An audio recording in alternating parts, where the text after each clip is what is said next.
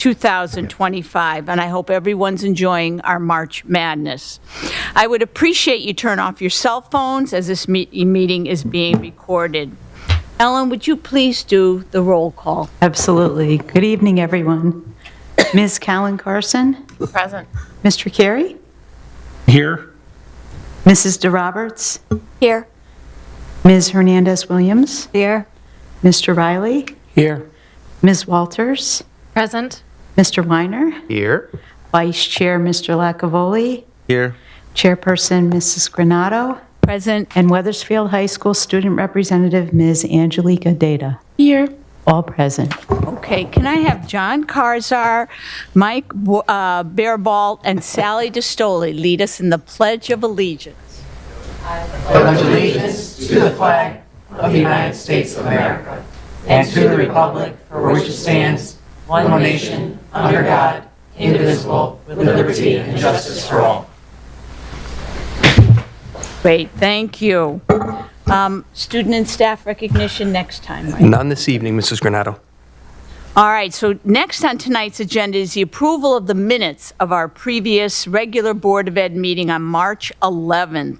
May I have a motion to approve those minutes? Motion. Thank you. A second? Second. Thanks. Discussions. Any problems with those motions? Any changes? I believe, I think it's on page 12 or 11. I'm sorry, I was in a rush tonight. But where the board had their comments, I believe that what Marjorie had said about WSPC was attributed to me about the nominations for Person of the Year, I believe. Basically is saying that it was written that Janice said something. Oh, I that see. you said. Okay. Yes. Okay. Got that. My translator. We got it. Comments it's a about switch WSBC were from Marjorie, not Janice.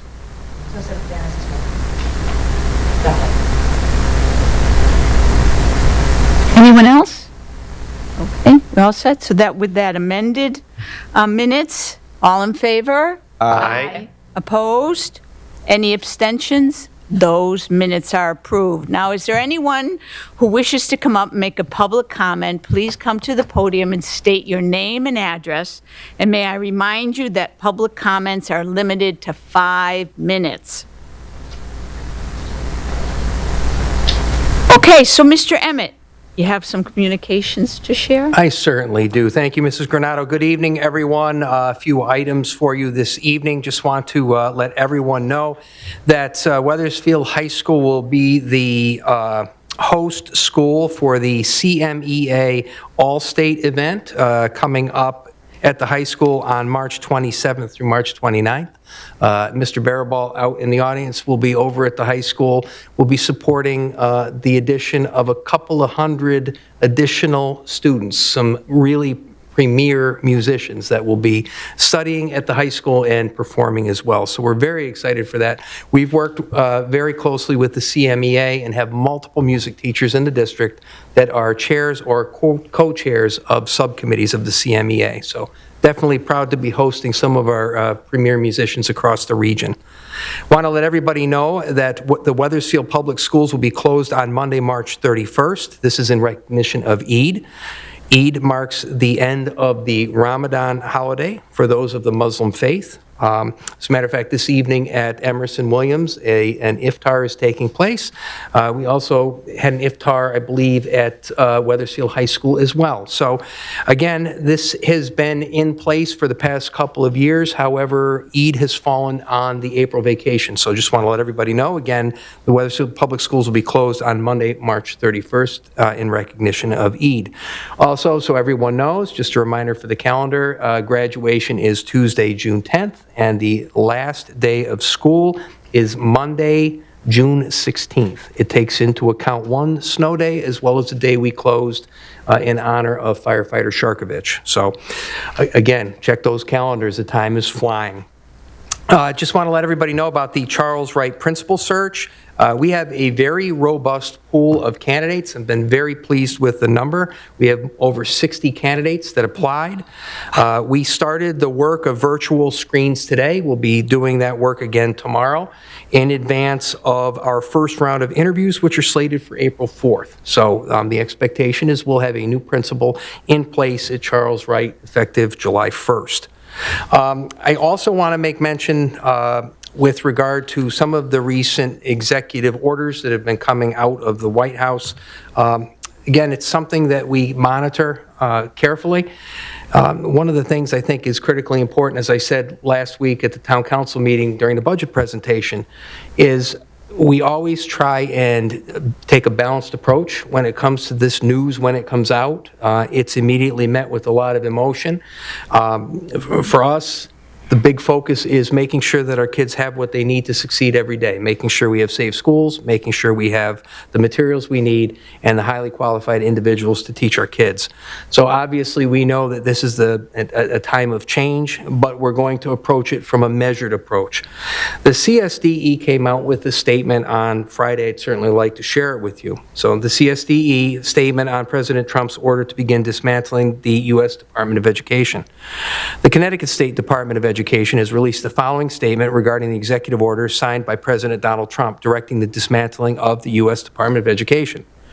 The Connecticut State Department of Education, CSDE, recognizes the significant national discussion surrounding the future of the U.S. Department of Education. While we understand that many families, educators, and community members have concerns about what this could mean for students, we want to reassure the public that at this time, the Department of Education has stated they will continue to deliver on all statutory programs under their purview, and, to date, the CSDE has not experienced any interruptions in funding for any Department of Education programs that the CSDE administers. Education is fundamentally a state and local endeavor. And here in Connecticut, our focus remains on the critical work happening in our districts each day. The CSDE will continue to monitor developments at the federal level. However, our top priority remains the policies and initiatives in Connecticut that ensure all 508,402 students receive the high-quality education they deserve, and that the over 120,000 educators and school staff are supported. So just wanted to make sure I shared that with you this evening. We have a lot of events going on. I have to tell you, the schools are abuzz with multicultural nights at Silas, Deane Middle School. You'll see a group coming before you at an upcoming board meeting during staff student recognition. We had a very successful run of musicals. I am pleased to say that Beauty and the Beast Jr. over at Silas Deane sold out all 3 shows. Amazing. To the point where people had to be turned away. We are currently practicing getting ready for Festival, which is a huge hit for our community in the spring for our elementary school students. We have a variety of events. We have an event going on tonight for Webb. I believe it's a basketball game. There are some of us that were invited. Again, my apologies not being able to be there and show off my basketball skills, which are slim to none. There just is a lot going on. So again, keep an eye on the calendars, keep an eye on our website. We're going to get into the spring very quickly, and with that, it's going to come a lot of great events in our schools. And then finally tonight, there is a proposed executive session. So this board will undertake and complete, we hope, the important role of selecting the next superintendent. As your current superintendent of schools, I must say again, I've said it before and I'll say it again, I am deeply honored to have been your superintendent since 2012. I am deeply honored and privileged to have been a member of the Wethersfield Public Schools community since 2008. When I interviewed for the Director of Special Services position back in 2008, one of the board members at the time, Mike McKenna, asked me a question about where I saw myself in the future. And after spending 18 years with the Hartford Public Schools, which I revere, it was great experience, I remember saying to him that it was my intention to make this home base and make this a home and retire from this district. And I am so proud to have been able to do just that. So I just want to say to everybody in the public, a heartfelt thank you. And I'm greatly appreciative of the opportunity to have served as your superintendent. And with that, it's communications. Thank you. Thank you, Michael. Thank you. Okay. We'll move on. Tonight, we have no action items and there is no presentation, but our Board of Ed meetings held. Community and Public Relations. Marjorie, would you speak to that? Sure. The Community and Public Relations Committee, we met on Wednesday, March 12th, and we spoke about 4 main things. One was creating a Board of Education communications plan, and we had been throwing around like a whole laundry list of things we wanted to do or things we wanted to focus on. It was kind of just this list hanging out. And I had seen that another district or two had created a communications plan where they actually just like kind of had the goals and strategies going forward. And I thought, why don't we just create something like that that's more of like what we can look to as we go forward. So we drafted a plan for that, and we're still going through it. We're going to talk about it more next meeting if anyone has any suggestions or edits.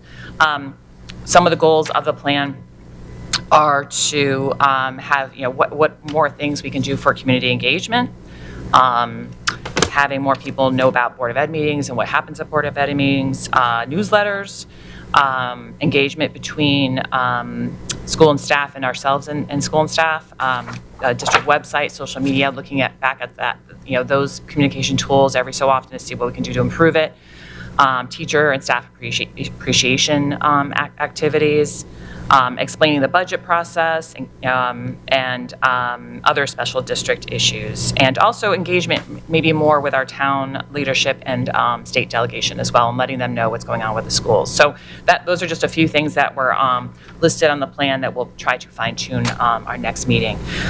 Another thing we talked about was more looking at the Seeds of Civility Code of Conduct that board member Christina Hernandez Williams created, or her idea for this, and we're looking to maybe fine-tune that again our next meeting, and also share or get more of an understanding with the town council and what their thoughts are on this, and so that's ongoing. And then we also created a draft of a newsletter that we had been talking about this for a couple of meetings about just having a monthly one-pager that explains kind of the things going on in the school system. And we finalized that draft at the meeting, and then that went out the next week.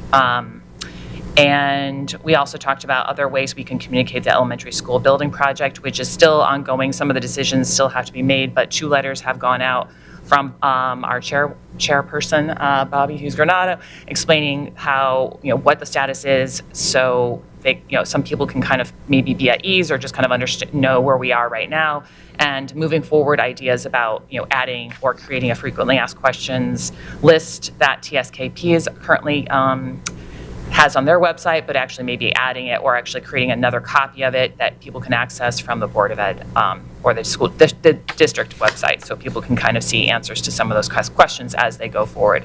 But we'll be talking more about that next meeting. And that's about it. Marjorie, thank you. Every time we meet for your committee, the committee gets bigger and bigger with all this communication. Thank you. It's wonderful. All right, the other next one on the agenda, CREC Council met on 3/20. The CREC Council is the Capital Region Education Council, of which Wethersfield is a member, along with 35 other surrounding towns, and the council is responsible for the regional magnet schools and Project Choice. They've also organized and run the Hartford Head Start program. The meeting's discussion started around the current legislative session, and it was a very robust discussion. Of special concern is House Bill number 7167.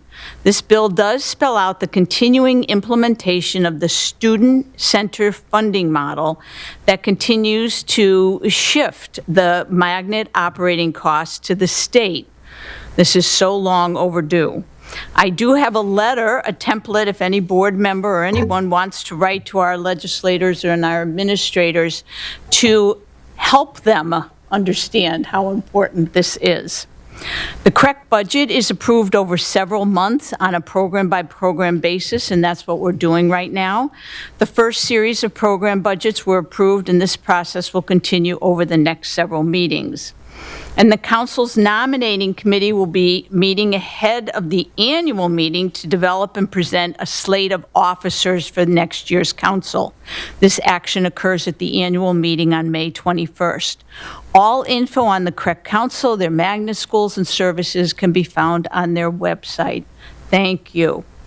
And then we just had our Finance and Operation Committee meeting. Matt, would you speak to that? Yep, thank you, Bobby. So prior to tonight's Board of Ed meeting, the Finance and Operations Committee met. We had our monthly meeting. Our current budget is about $100,000 under budget. That's only 0.15%, but that is still good news to be under budget. We are realizing potential savings in the objects of personal services, salaries, and benefits, purchased professional and technical services, and other purchased services. So in all those three objects, we're looking at potential savings of around $485,000 combined. But also in those three major objects, we are looking at unbudgeted expenditures of around $385,000. So 485 minus 385 is where we get the $100,000 under budget. We discussed excess cost reimbursement, which for us has the potential to increase by approximately $425,000. Keyword being potential. Hopefully we can get that amount, but I know that there is some talk of us possibly receiving less. I doubt we would receive more. There's also some talk of that money coming to us at some point in June, whereas normally it comes in late April. So hopefully it comes in the amount that I mentioned, and hopefully it comes soon. Sooner the better, and the closer to $425,000 the better for us. Finally, we discussed, and I just want to mention two key important dates coming up. On May 1st, members of the Board of Ed leadership are going to meet with the Town Council to discuss some more details and to discuss more in depth this current budget that we have adopted and proposed to the Council. And on Monday, April 21st, there's going to be a townwide budget hearing where if you have an opinion on this budget, you can show up and you can voice your opinion on it, one way or the other. So we welcome your thoughts and we welcome your opinion. That's it. Great, thank you, Matt. And we hope people do come to the April 21st and talk about how important our budget is. All right, meeting scheduled. We have student program and services on 4/1. Is that April Fool's? No, actually, we are not having a meeting that day. Thank you. Okay, so canceled for April. Canceled, Thank yes. you. All right, public comment again. Is there anyone wishing to make a public comment? Come on up to the podium and state your name and address. And may I remind you that public comments are limited to 5 minutes. Okay. Are there any board comments? Anyone? Christina? Wanted to take a moment to say how impressed I was for the SDMS Beauty and the Beast. I got a chance to attend Friday, March 14th. And I want to say thank you to Charlene Maddock, Emily Carabella, Riley DiAgostino, Ellie Palambizio, Matthew Corwin, the principals, and the students on and off stage. It was amazing. They were electric, so talented, and they just had so much fun. The whole cast was diverse, and it was just magical. And who doesn't love Disney? So the kids were just awesome. It really was such a nice night out. But kudos to you. Bravo. Really good. Thank you. Janice? On Wednesday night, last week, I went to see Screenagers. Marjorie was there also. And it was a very interesting video. The people who came had questions and comments afterward. And one of the comments was for future meetings, they'd like to know more about how they can prevent their child from accessing, this from cell phones mostly, and other tablets and such, keep their children from accessing information that they don't, or material that they don't want them to have. So some of them felt like they had a pretty good idea of what was in the movie, but they'd like to know, now what do we do about this? So it was a movie that was presented by Amplify, a company called Amplify, and they let us screen it for free. And, it was for the entire town. Great. It's happening right now, the spring comes in, that we have so much going on, you can't make it to everything. So that Right. makes it a problem. Absolutely. I'd love to see that film. That'd be great. Anyone else for comment? Marjorie? I would also reiterate what Jenna said. We went and, when you think you know everything about what's bad for kids when it comes to screens, you really don't until each movie you see, each conversation piece, each statistic, each medical new report about how it affects people's brains. It's really astounding. And I really look forward to moving more forward with more information for parents about how they can just kind of navigate this a little better and maybe coordinate with them about this, even just knowing how, if you do give your kid a phone, what can you do before you give them that phone to restrict all the things that they can access with that phone. And one of the things that did also come out were that there were some parents who wished there wasn't as much screen at school itself with Chromebooks, and that Chromebooks coming home, some of the kids don't need it, or they did use it for other purposes besides school, and if there could be less screen just at school in general, because there was a lot more screen, of course, due to COVID. It was just one of those things, and could we pull back on that with some grades? So that was another concern that came up. I also want to talk about how April 3rd is going to be the BIPOC Cultural Night, and that's just an amazing, fun, great community event. It's at the community center. I think it's at 5:30. Don't quote me on that. Is it 5? Yeah. And they're going to do so many different things. There's musical acts, there's all kinds of crafts, there's going to be tables, cultural tables, and food, and it's just going to be a great, great event. So I encourage you. It was so crowded not bad crowded last year. It was like perfect crowded last year. And they anticipate, again, a big crowd, so they actually are using more rooms in the community center for this. So I really highly encourage people to come out for it. It's such a fun event. And also just like Michael was mentioning how there's just so many concerts coming up, and there's also an art exhibit at the Wethersfield Library of high school students who have done artwork, and that's going to run until April 6th. So if you want to go see that, or you're in the library, just remember that there's some really good art pieces by our own Wethersfield High students. Great, thank you. Anyone else for ending remarks? Anyone? I have some right here. Okay. So Wethersfield Public School is so fortunate. We actually have 2 organizations working to raise money for our students.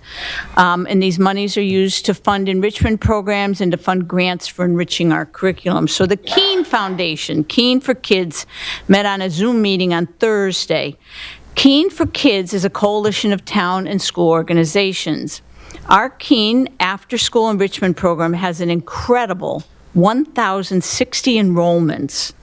And along with that, 55 scholarships are being used during this session. The elementary musicals are on with the High Crest Thespians doing Shrek last weekend. All 5 schools will be performing a musical this spring. Please watch for the dates and the times. The Science Hands-On is now working in grade 3 with the very high-interest unit of soil and worms. There are a lot of worm friends out there now.